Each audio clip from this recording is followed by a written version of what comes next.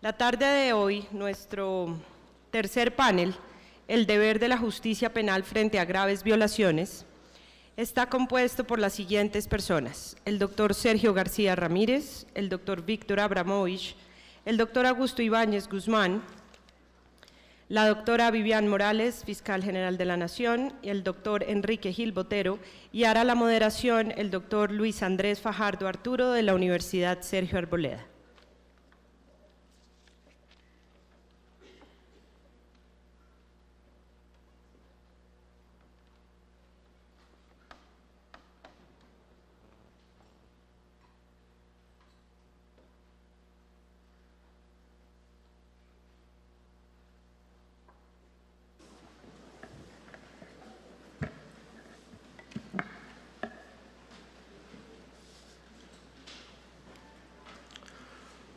Buenas tardes a todos y a todas. Bienvenidos al tercer panel en el Congreso sobre Corte Interamericana de Derechos Humanos. Este tercer panel tratará sobre el deber de la justicia penal frente a las graves violaciones. Contamos en esta mesa con el doctor Sergio García Ramírez, investigador del Instituto de Investigaciones Jurídicas de la UNAM y expresidente de la Corte Interamericana de Derechos Humanos. El doctor Víctor Abramovich, director del Instituto de Políticas Públicas de Derechos Humanos del Mercosur y exmiembro de la Comisión Interamericana de Derechos Humanos. El doctor Augusto Ibáñez Guzmán, magistrado de la Sala Penal de la Corte Suprema de Justicia de Colombia. La doctora Vivian Morales, fiscal general de la Nación en Colombia. El doctor Enrique Gil Botero, representante del Consejo de Estado. Las ponencias van a durar 25 minutos. Les rogamos a los panelistas, por favor, limitarse a ese tiempo. Y finalmente tendremos 20 minutos en un panel de preguntas y respuestas. Las preguntas se irán recogiendo durante el tiempo del panel para que ustedes las presenten por escrito. Empezamos entonces con el tema la jurisprudencia de la Corte Interamericana de Derechos Humanos, a cargo del expresidente de la Corte, doctor Sergio García Ramírez. Muchas gracias por la hospitalidad de este encuentro y por la amable presentación. Me es particularmente grato volver a este recinto. La primera vez que sirvió para efectos vinculados con la jurisdicción interamericana en ciernes fue hace tantos años que no los recuerdo, 1948, cuando la Carta de la OEA, cuando la Declaración Americana, y en circunstancias sumamente difíciles que atravesaba entonces Bogotá. La segunda oportunidad, esta sí la recuerdo porque la viví, fue cuando celebró aquí su anterior periodo de sesiones, la Corte Interamericana, de la cual yo entonces formaba parte. Fue una muy grata experiencia, con la hospitalidad siempre amable, cálida de Colombia, que ahora se renueva y que yo cordialmente agradezco. Sé que no me corresponde, no debiera atreverme a cambiar el título de la intervención, el título del tema, pero confieso que me gustaría más hablar de los deberes de justicia en relación con las violaciones graves que hablar precisa y exclusivamente de los deberes de la justicia penal, porque entiendo que la reacción frente a estas graves violaciones, la reacción justiciera, tiene que ver con lo penal, pero no solamente con lo penal. La propia jurisdicción interamericana de derechos humanos no es una vertiente de la justicia penal y en otras ocasiones estas violaciones graves tienen que ser contempladas, además de por la justicia penal, por otros ramos jurisdiccionales nacionales o internacionales. Permítanme decir que cuando la Corte Interamericana inició su ejercicio jurisdiccional, se multiplicaban, y creo que ahora existen todavía y son abundantes por desgracia, pero en aquel entonces se multiplicaban los casos de violaciones muy graves en relación con derechos de los llamados nucleares, derecho a la vida, derecho a la libertad. Esto ocurría con gran frecuencia y fue la primera línea de reflexión y de despliegue de la jurisprudencia de la Corte Interamericana. Se hablaba a menudo de desapariciones forzadas, de ejecuciones extrajudiciales e incluso de masacres. Así que el tema ha estado presente desde hace más de 30 años en la consideración de la Corte Interamericana.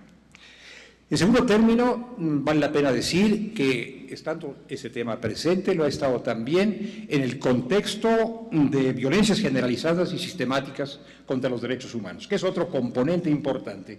No se trató siempre, aunque en algunos casos sí, de violencias aisladas, individuales, que las hubo y fueron abundantes, sino de violencias generalizadas, sistemáticas, en un contexto de contiendas civiles, en que se intentó llevar adelante acciones de limpieza, luchas antiterroristas y otro tipo de reacciones estatales en contra de personas, y todo ello también desencadenó una reflexión puntual por parte de la Corte Interamericana.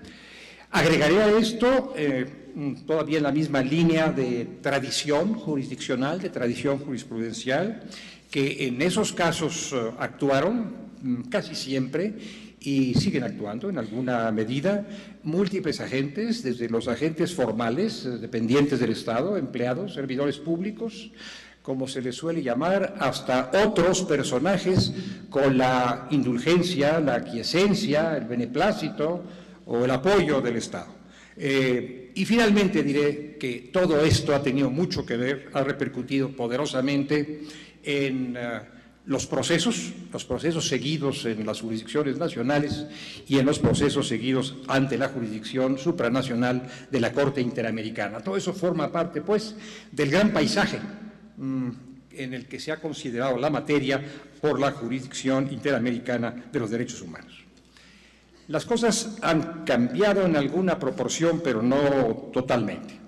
Yo quisiera mencionar, lo han hecho otros colegas míos, que el proceso de democratización, que por fortuna ha ganado terreno en países de América Latina, nos coloca frente a una circunstancia que ya no es estrictamente la que prevalecía cuando se forjó la Convención Americana o cuando inició su competencia contenciosa la Corte Interamericana. Ahora tenemos un panorama distinto, menos renuencia, menos reticencia o resistencia de parte de los estados a emprender el examen de estos temas y actuar frente a ellos como es pertinente hacerlo.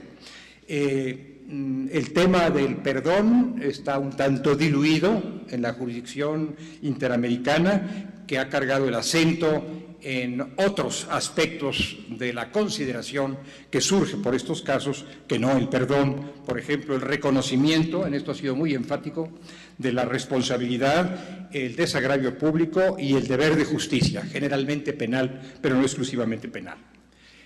Vale decir que los tratados de derechos humanos, y lo que la Corte Interamericana aplica es eso, tratados de derechos humanos no se encuentran dominados por la idea, que es una idea noble y plausible, de la pacificación, de la generación de condiciones de vida apacibles, sino por la preocupación de justicia, de que se haga justicia. Esta es la gran prioridad de los tratados internacionales de los derechos humanos y, por lo tanto, ha tenido que ser el núcleo de la atención de la Corte Interamericana.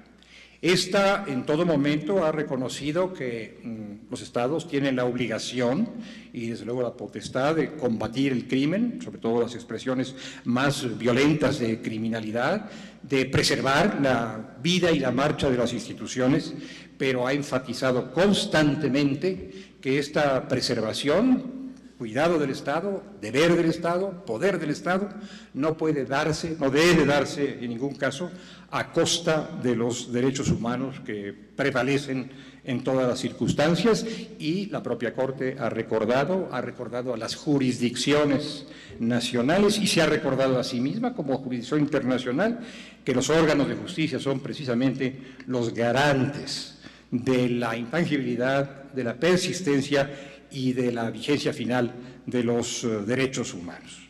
Bien, dicho esto, a manera de una brevísima, muy apretada introducción, quiero también mencionar que aludiré, lo estoy haciendo ya, a violaciones de derechos humanos, no a delitos. No me estoy refiriendo, al menos no en este momento y en esta mesa, a delitos en el sentido del derecho penal ordinario, sino a violaciones de derechos humanos. Por lo tanto, lo que reflexione y lo que pueda decir estaría gobernado por el derecho internacional de los derechos humanos y más específicamente por el derecho interamericano de los derechos humanos y no tanto por el derecho penal ordinario, aun a sabiendas, por supuesto, de que las violaciones graves a derechos humanos previstas por el derecho internacional de los derechos humanos son conductas ilícitas y a título de ilícitos están recogidos por ese derecho y por el Código Penal. Empero, no se trata aquí de ventilar responsabilidades penales ni específicamente individuales, sino responsabilidades de los Estados por la violación imputable a los Estados de derechos humanos en forma grave. Distintas personas cuya conducta genera esa responsabilidad internacional del Estado. El concepto delito abarca consideraciones que van más allá o quedan más acá de los conceptos propios del derecho internacional de los derechos humanos. En ocasiones sería más amplio el tratamiento que de estas materias puede hacer el derecho internacional de los derechos humanos, menos trabado por ciertos principios, menos trabado por ciertas exigencias de lo que pudiera encontrarse el Código Penal, que se encuentra, sin embargo, en franco proceso de revisión.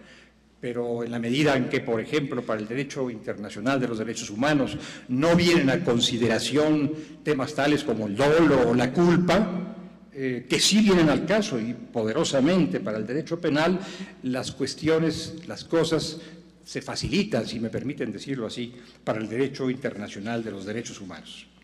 Bien, la Corte Interamericana, por su parte, ha declarado constantemente, es casi un estribillo, pero en esto insiste deliberadamente, que no es un tribunal penal, que es un tribunal de derechos humanos y, por tanto, cuando se enfrenta a la aplicación de leyes penales, lo que hace, y no podría proceder de otra manera, es remitirse a las jurisdicciones penales internacionales, y hay una que todos conocemos, o, más frecuentemente, por supuesto, a las jurisdicciones penales nacionales. Bien, entonces, no aludo a delitos, sino a violaciones graves.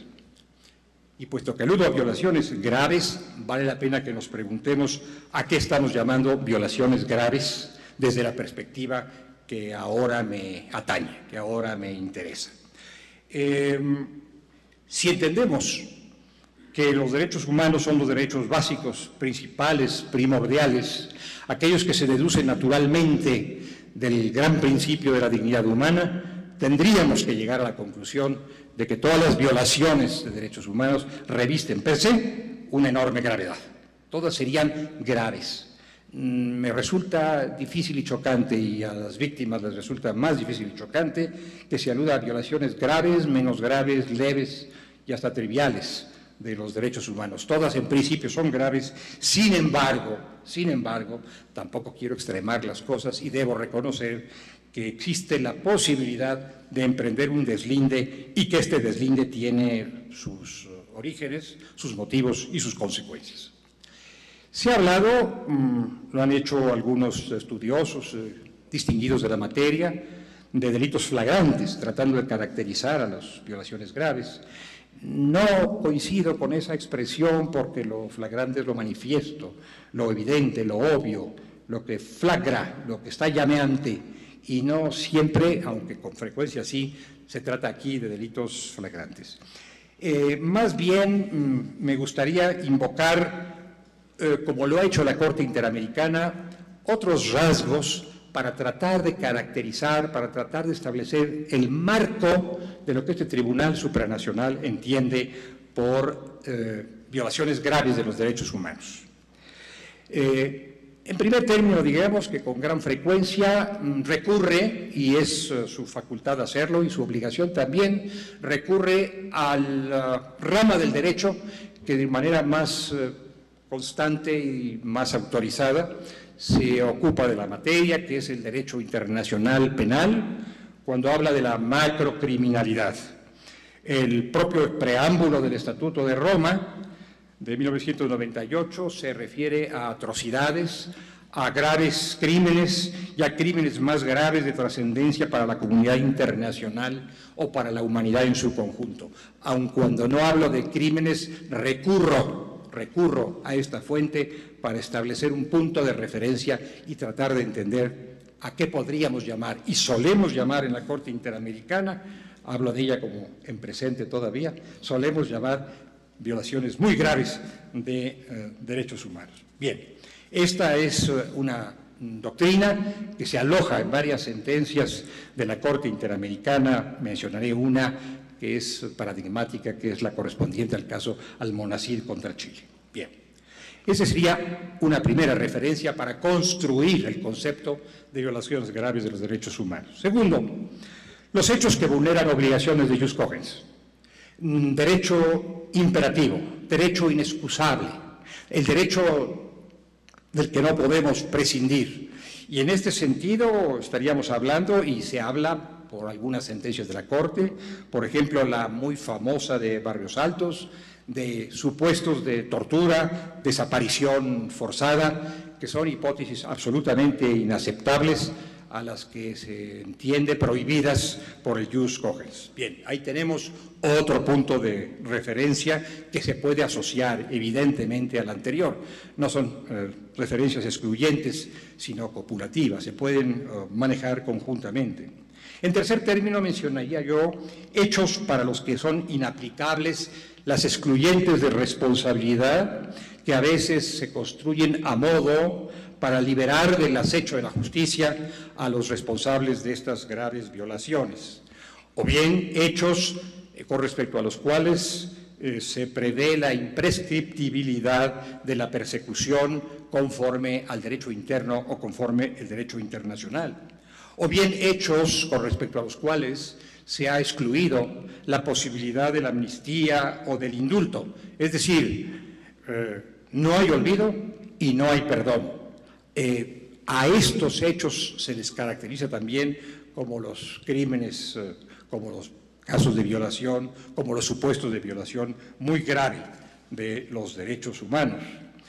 Hechos que se manifiestan, que se expresan como violaciones sistemáticas, es decir, aquellos con respecto a los cuales existe una suerte de patrón de continuidad con o sin un proyecto político deliberado, pero en una forma continua y constante.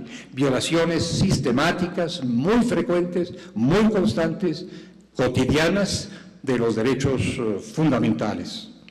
O bien hechos que afectan a un colectivo numeroso, que no se contraen al menoscabo de una persona, a la lesión de una o de muy pocas personas, sino que se vuelcan sobre colectivos numerosos y generalmente sobre colectivos vulnerables. Podrían ser presos, indígenas, niños, mujeres.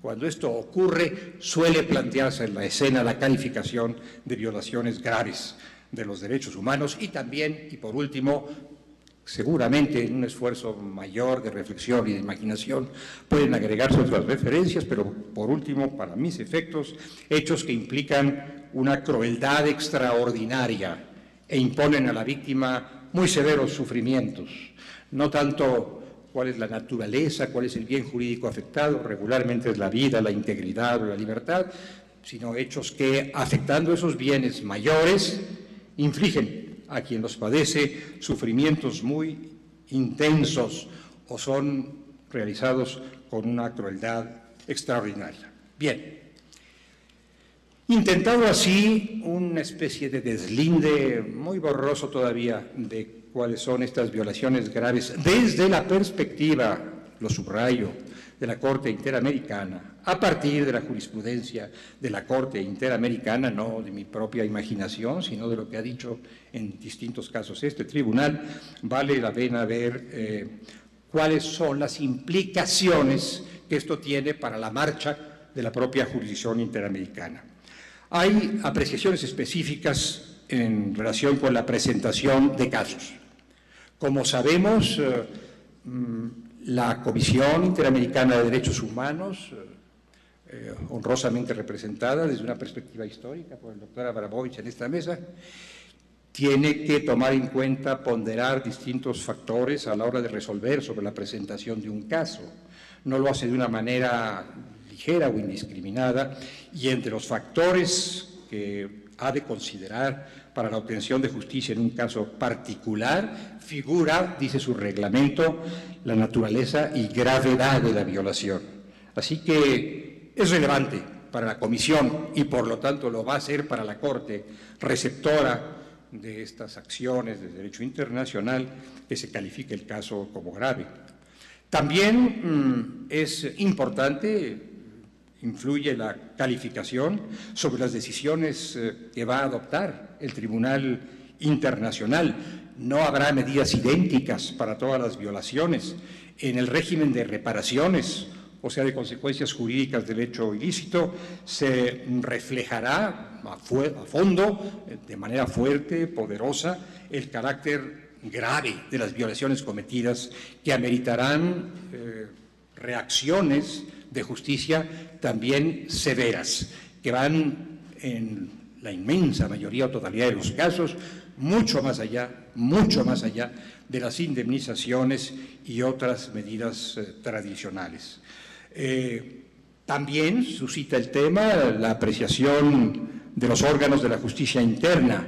Ha habido en ocasiones diálogo, no diré debate, pero diálogo jurisdiccional entre tribunales nacionales y el Tribunal Internacional a propósito de la calificación de unos hechos como violación grave y de sus consecuencias.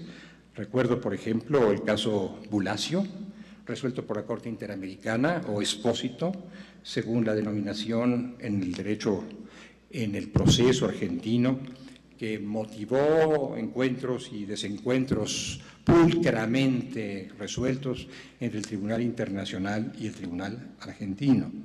En fin, todo esto resulta importante a la hora de tomar decisiones para presentar un caso, para resolver sobre un caso y para la digestión del caso, permítanme la expresión, por parte de la justicia internacional. Dije que no aludía a delitos y dije a qué sí aludía. Voy a decir otra cosa a la que no aludo ahora. No aludo a lo que a veces se llama, y así lo ha llamado la Corte Interamericana, responsabilidad agravada del Estado. No comparto ese concepto. Responsabilidad es el vínculo que media, que existe, que se da entre cierto hecho y cierta persona que arroja determinadas consecuencias. Y en la medida en que eso sea la responsabilidad, si es que eso es, como yo supongo, no es ni agravada ni aligerada, ni más grave ni más leve. Lo que existe es simplemente una responsabilidad. O la hay o no la hay. Lo que sí existe, que no la gravedad de la responsabilidad, es la gravedad de los hechos, según los bienes o valores jurídicos atacados. Ahí sí que puede haber diferencia entre lo grave y lo leve. Mayor o menor severidad de las reparaciones. Ahí también puede plantearse un problema de gravedad o de levedad. Una exigencia de mayor o menor diligencia a cargo del Estado por vía de prevención general. Evidentemente, cuando se trata de infracciones muy voluminosas, protuberantes, intolerables, inaceptables, puede haber un requerimiento mayor, y lo hay por parte de la jurisprudencia, de diligencia a cargo del Estado para la persecución de estos hechos. Puede haber también mayor o menor influencia de factores estructurales. Obviamente suele haber presencia de factores estructurales de las violaciones en el caso de los hechos graves violatorios de derechos humanos. Y en esto también carga el acento, la Comisión Interamericana a la hora de resolver sobre la presentación de un caso o la promoción de un caso ante la Corte, cuando pondera, se dice en el reglamento, la necesidad de desarrollar o aclarar la jurisprudencia, o bien el eventual efecto de la decisión en los ordenamientos jurídicos de los Estados miembros. Evidentemente, para todo esto, la Comisión habrá de tomar en cuenta, así lo entiendo yo, entre otros datos, entre otros elementos, la gravedad de los hechos y la forma en que esa gravedad de los hechos, que no de la responsabilidad, puede incidir sobre la jurisprudencia o sobre los ordenamientos jurídicos internos.